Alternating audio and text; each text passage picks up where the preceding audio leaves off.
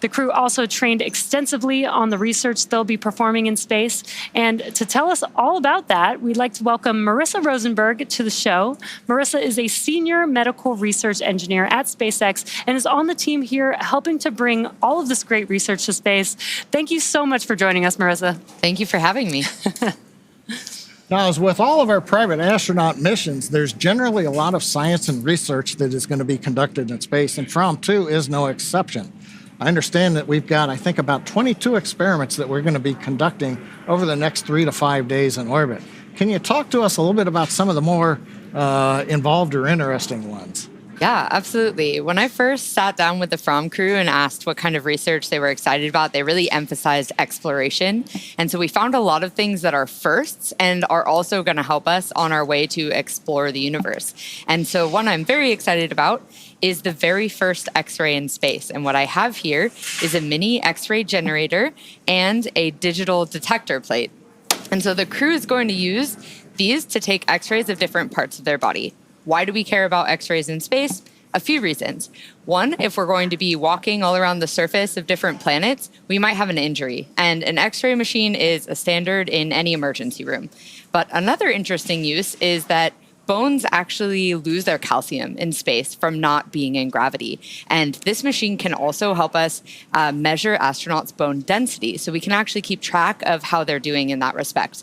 And finally, this can allow us actually to look into machines. So if we have a machine that's malfunctioning, instead of having to take it apart and figure out what's wrong, we can just take an X-ray of it to diagnose the problems. Now, while the engineer in me is like, this X-ray device is really cool, I actually think it's really cool that we're kind of making life in space very similar to life on Earth. And you also have some other devices here with you that are doing the same thing. Yeah, absolutely. One thing I'm very excited about is that we will also be doing the very first exercise in Dragon. Now, Dragon is a smaller volume, so we have to get kind of creative with exercise.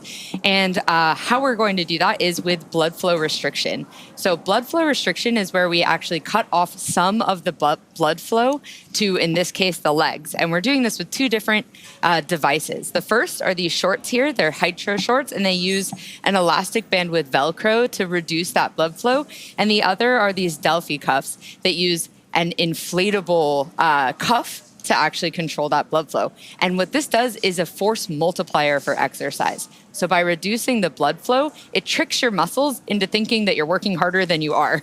So you get a little bit more bang for your buck there. I don't know, exercise. I want to talk about exercise. I actually want to go back to the X-ray device. When I go to the dentist and they do my dental X-rays, they put a big lead apron on me and everybody leaves the room.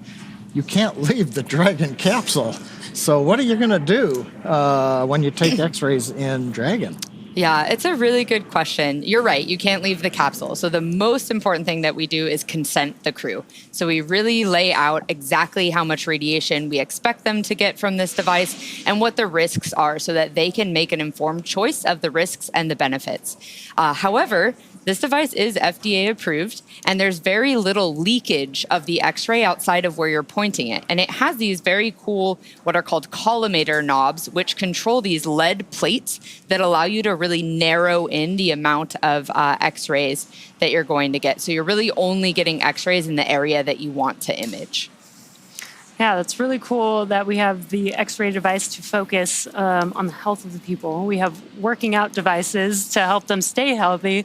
Now, it seems like they're going to need some nutrition, some food. Can you tell us more about some science experiments on that? Absolutely. I think food is one of the most challenging issues that we have to solve for long-term missions. And we are taking one step with FROM 2. They will be growing the first mushrooms in space.